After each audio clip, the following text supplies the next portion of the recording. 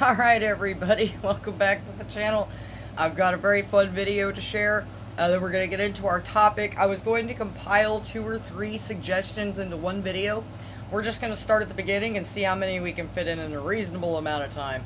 The topic for today's video and the main subject is going to be a suggestion from Marcus about, which I have named, childproof cats versus childproof dogs. Okay? But first, we've got this fantastic video.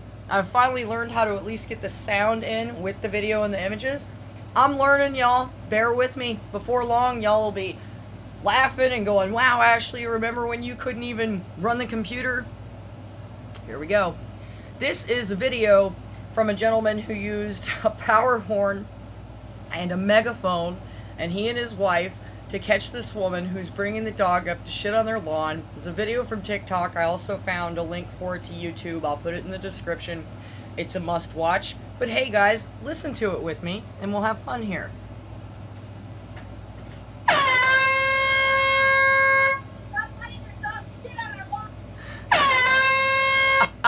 Guys, this dog goes jumping, so does the woman.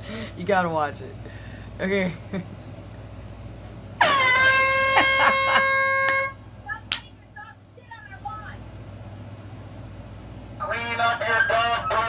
She was just gonna keep going. Hey, you, clean up your dog poop. Stop letting your dog poop on my lawn. I have you on video. Come pick up this nice pile of shit that your dog left in my yard. I've been waiting for you for 2 days. You. Disgusting. Disgusting. Look at it. I have children here. That's your dog. Please pick it up. This will be every day. I will watch you every day. I have you on video. Pick up after your dog. Please pick up after your dog. Please pick up after your dog. Are you Thank done? you for picking up the feces from my yard. I appreciate it greatly. Greatly appreciate it. Please leave my yard. You're trespassing. Get off my yard, you and your dog. Thank you very much. Thank you for being a courteous neighbor. Thank you for picking up your dog feces, ma'am. Thank you. Y'all, I will put the link to this in the description. If you want a good laugh and a little bit of justice, damn it, because we're all sick of this, right? And everywhere you go, the one place you should have that's safe for you and your children to play and not have to wallow in the feces of these mentally ill people is your own yard. A lot of people, like their front yard to be open and the backyard to be fenced in, right? So they're all tired of this crap, literal crap. So I just wanted to start the video out like that. Thank you to the anonymous individual that emailed me this, that chooses to stay anonymous, and I respect that. I still appreciate your emails and videos. This one I woke up to this morning and I was just so happy. Okay, so thank you, thank you, thank you. So cool. Let's get into our topic suggestion from Marcus on childproof cats versus childproof dogs. I'm going to read at least part of his email so you guys have an idea. He says, I have an idea for a new video. I was thinking about how people put their children in danger by having a dog, posting their children with the dog for a picture, etc. Okay?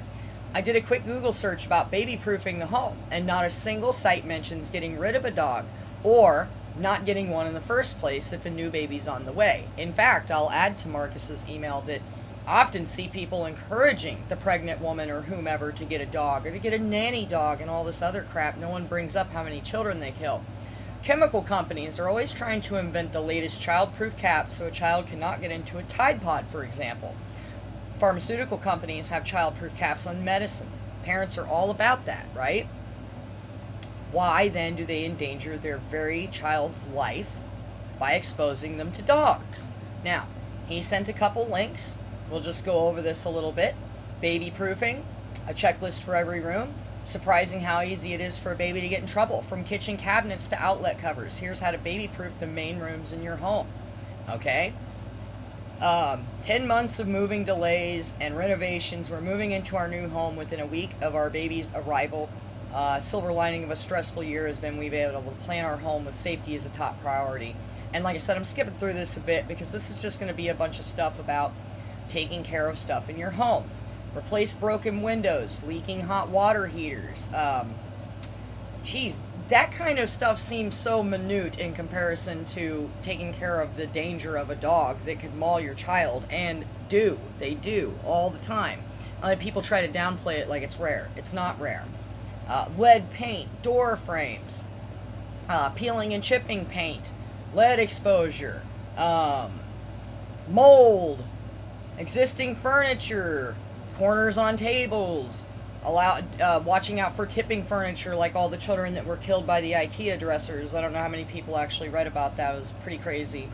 My mom always said to me, you can have nice things when you have children, you just have to teach your children to have respect for them. I wish people would do that with their damn dogs. We can't even have nice stuff as non-dog owners without having a dog shit all over it. So, you know. Okay. Kitchen. So we're going to zoom through this a bit, and let's go back here real quick. And renovations, 5 more tips for childproofing your home. So I'm just touching on this as some of the links that he sent me.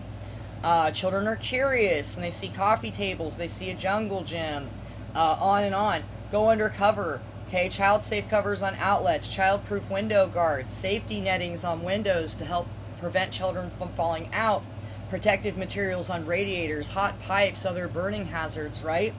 Anchors to furniture, all of this. I mean, this list goes on and on and on, and they even throw in at the bottom, learning more about your home insurance. Oh, nobody's bringing up the main claim on home insurance, and everyone on this channel knows what it is. And for those of you that are just catching up, and to all our new subscribers, hello. Dogs. They are the main claim on home insurance. It's a huge problem. I have a whole page of statistics that go with this. It's outlandish, okay? So let's go back and make sure that was the end of our email, and so let's touch on that. They don't say shit. So, right, watch. We'll do it like this. So we have all this stuff pulled up in my phone. So, dog proofing for children.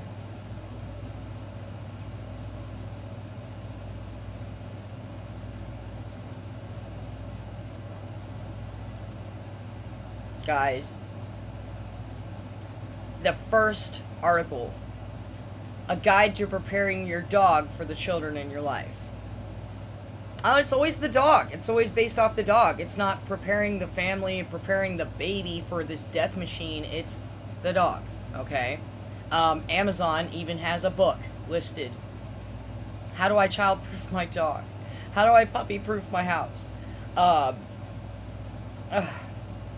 So here's one article off of familyeducation.com, okay? Childproofing your dog and bite-proofing your kids. If you have a dog as a companion for your children, you need to know that happy canine-child relationships don't happen by accident. Young puppies play rough and have sharp claws, okay? Children do not know how to automatically play nice with, I gotta X out of that, with dogs, okay? All interaction between puppies and children should be closely supervised by a responsible adult. That doesn't mean watching out the window while your kid plays in the yard. It means being in a position to intervene immediately if necessary. So at least these guys are saying something, because it's true. This is a serious danger.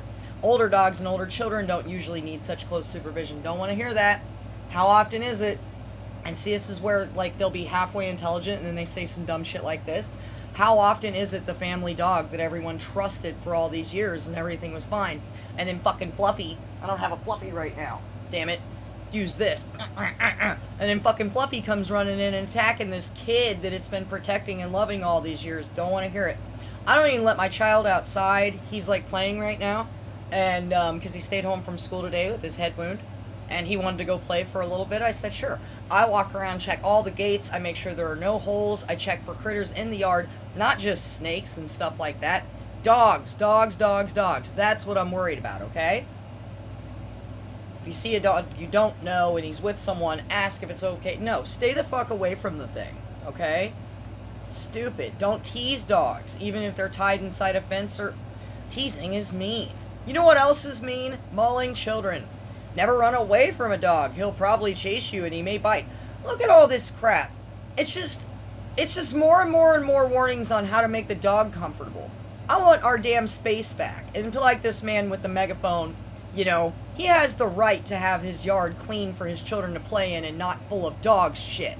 And I'm sick of the fucking entitlement that these fluffy owners have, and they think that we all have to bend to their will. Hey, they'll clean up the shit out of their yard. This lady was literally just going to keep walking away. If a dog attacks you, be a ball. Kick him in the balls. Curl up on the ground, knees face tucked into your legs and arms around your head. Lie still and don't scream. Guys, I'll link this article because that's just outrageous, okay? And Marcus is right. They go out of their way and spend tons of money, and people carry on. If one little toy, and I know, I believe it was I Hate Dogs brought this up too. He's talked about everything because he's the master. But they go out of their way to spend all this money. If one little toy hurts someone, or there's one little choking hazard that one little stupid ass kid swallows, I'm not trying to be mean, I'm just saying, like, you know, got that kid that's not the brightest and he's over there swallowing Legos, you know, it's a big deal to people. That's why they have age restrictions on toys, like the little tiny Legos you can't have around children that are under like 3 to 5 or something like that. Child-proofing on pharmaceutical medications, Tide Pods, detergent, all kinds of stuff. Even warnings on like makeups, things that you wouldn't even think about, like, you know, women's face cream and stuff, and they're like, no, you know, put a cap on this. All this kind of stuff. They make sure to let you know, hey, don't let the kid ingest this, all this shit. That whole meme with the shirt that has the tag inside the shirt that it says remove child before washing. I mean, obviously we have to be told all these crazy things. This coffee's hot. You know, they should be doing more about this. This shouldn't be something that we're searching for, you have to look for. When Cooking with Dog Meat and I were talking the other day, and we were like, you know, I wish people would get on the computer and research this and, you know, see that we were talking about things that are factual. I had to point out the fact that even when I go to do a story or research, I have to go 10, 15 pages in to find the first negative article about dogs. So the same person that I think should be able to just go research this and find the truth, they go and they Google something, and the first 5-10 pages are Rottweilers aren't mean. Rottweilers don't attack their owners. All this stuff. And now this person goes, that dogs are garbage. Ashley is an idiot and obviously ill-informed, because that's not true. I'm reading it right here in Google. So she's wrong. Like, but you can't blame them when all the information is being suppressed so heavily that you can't even find information on it, therefore making us look like we're crazy. So one of the best things is, like with the Rottweiler situation, for example, I had to go ahead and just go, Rottweiler attacks person. I couldn't say, like, why are Rottweilers dangerous? That's how I started. How are Rottweilers dangerous? How many? You know, and right away it's just full of rhetoric and their narrative that Rottweilers aren't mean, they don't attack, all this crap. It's not true. And we know that's not true about multiple dogs. Look how many people just talked about being attacked by poodles. Okay? So let's get on into, because we've got the time, okay? So this was also a topic suggestion. Let me make sure the camera's still on. I'm kind of paranoid about that right now because I'm still learning, okay? So here we have another topic suggestion from an anonymous emailer about the Dangerous Dogs Act, a call for review to stop animals from being put down in a deed not breed approach. This article is from 6 days ago. I wanted to cover it earlier, but I wanted to give it the time that it deserved. And then I thought, you know what? These three topics can readily go together into one video. Only thing that sucks is the short titles that I'd like to be able to, so I'm going to squeeze it in as much as I can. Campaigners have urged the government to review the 30-year-old Dangerous Dogs Act and save animals from being unnecessarily put down. The act requires that any dog from 4 breeds, Pit Bull Terrier, Japanese Tosa, Doggo Argentino, and Nephila Brasileiro, will be euthanized regardless of their temperament or suitability for adoption. Man.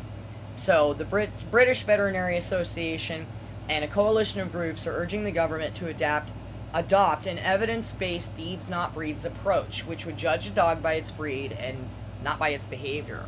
Okay? This week we joined with 5 other welfare groups to call on the government to end the specific legislation. Until that point, allow our rescue groups to rehome these dogs. Because if we look at the evidence and what's been going on, it's quite simply not working. A study by the scientists at the University of Liverpool published in January found that dog bites suffered by adults had tripled in England between 1998 and 2018. They added ONS data show that dog attack fatalities have in fact increased since the introduction of the act.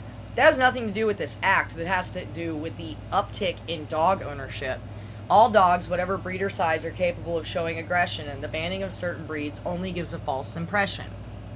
Here, I'm pulling this back up. Drives me crazy to not have the camera there. Okay. Oh, perfect. Wow, that worked really well. Now I just have to figure out how to get both of these things on at the same time, and we're in there. Anybody has any tips? I'm really computer stupid, but I learned quick. The act hasn't achieved what it set out to do, and that's because canine aggressions and dog bitings are very complex public health and social health issues. That's why we want to see an evidence-based deed not breed approach that tackles individual acts of aggression and irresponsible ownership. Fair enough. If you guys get to do that, then I say every time these things bite or sniff or growl at anybody, we just get to kill them. They want to repeal Section 1 of the Dangerous Dog Act of 1991. Okay? Effective enforcement and consolidation of existing dog control legislation across the UK. Establishing a centralized dog biting incident database. Yeah, I'll believe it when I see it. Promoting safe dog-human interactions and responsible ownership through education and campaign programs. Ms. Dos Santos told the Eye that since 2018, the BVA, British Veterinary, had been waiting for the findings of further research commissioned by the Department of Environmental, Food and Rural Affairs, DEFRA. She said in the same year, an inquiry into dog control legislation by MPs on the Environment, Food and Rural Affairs Committee concluded the changing law would better protect the public. I know what would better protect the public. Okay? Get a steak. We want to see promoting of safe dog-human interactions and responsible dog ownership through education and campaign program. I would love to see that. But we mainly need to research to see what works and what doesn't. They want to help determine the cause of dog biting incidents. There should be a centralized incident database so we can actually see what's going on. Trying to identify a prohibited breed was very subjective, she added. It's predominantly based on appearance, which has nothing to do with the dog's DNA. Yeah, their DNA. Hey, let's talk about DNA, you crazy lady. Once a dog has been categorized as a bad breed, there's no possibility of rehoming, selling it, or giving it to members of the public, which leads to healthy, happy, friendly dogs being put down. I don't care. Get rid of these things. They also added there are situations where the owner can have them exempted, but these dogs are to be kept in kennels for months while the legal process is going through. That's right. Bullet to the head. It has really serious welfare and health impacts on these individual dogs as well. I don't care! What about the children? What about the elderly people? There's so many maulings of elderly people in the UK. It's a very sad situation. Yeah, you're a sad situation. So anyways, guys, I want to wrap this video up. I want to thank the anonymous emailer of whom that I speak to almost on a daily basis. We have great conversations. I have a couple of people that choose to email me anonymously, don't make comments on YouTube, and have had problems in the past and things like that. To you guys, I appreciate and respect the fact that you actually get a hold of me. I know that's not easy to do, okay? Because we really don't know people, right? But their urge to speak out on this is so strong that they actually still get a hold of me, and they will express their concern about talking to me in the first place. And to that, appreciation so much. You guys, protect yourselves, protect our children. Fuck Fluffy. Get some steel toe boots. Hey, while you're at it, get a steak. Get a megaphone and a Powerhorn. I want to see more videos like that, right? Enough of us worrying about it or hiding from our neighbors. I also spoke with some people from The Good Life, the ultrasonic dog barker thing. They're offering percentages off of The Good Life for like the next week. If you find them on Facebook, they've been doing a promotion. I actually shared one of their articles on Facebook day before yesterday. And if you contact them on Facebook, they'll give you free shipping and a percentage off of the box. I'm not promoting them because I get paid. I'm promoting them because I like them and they work. Now remember, the thing has to be used correctly, okay? You have to use the damn thing correctly. You'll find the links to all these situations and articles I just read off in the description. Thank you to everyone. Thank you to Marcus. Marcus, you always have the greatest video ideas, and I appreciate you, so keep them coming. I have some more topic suggestions to deal with. I'm probably going to try to knock some of these out of the park today so we can get back into things, because in between every couple of topic suggestions, I remember some random story. And if you notice, I try to mix in things that are kind of funny that I can laugh about and that kind of thing, and then your more serious topics. Okay, so guys, I welcome all of them. From the bottom of my dog-hating heart, I appreciate every one of you. I'm going to go ahead and cut out of here and check in on my son and drag him inside and feed him some broccoli. He's low on vegetables. Got to fix that. So everyone, take care of yourselves. And until next time in the next video, I appreciate you guys. Thank you to all the new subscribers. I've seen a couple like Pops, you know, that popped up in there. Pops popped. Nice to see you here. Thanks for having you. To Aaron, wonderful conversation about the poodles last night. I'm still cracking up. And surprisingly, not surprisingly, you look into the comments how many people have dealt with these little furry bastards. So fuck Fluffy. See you guys on the next one. Thank you so much.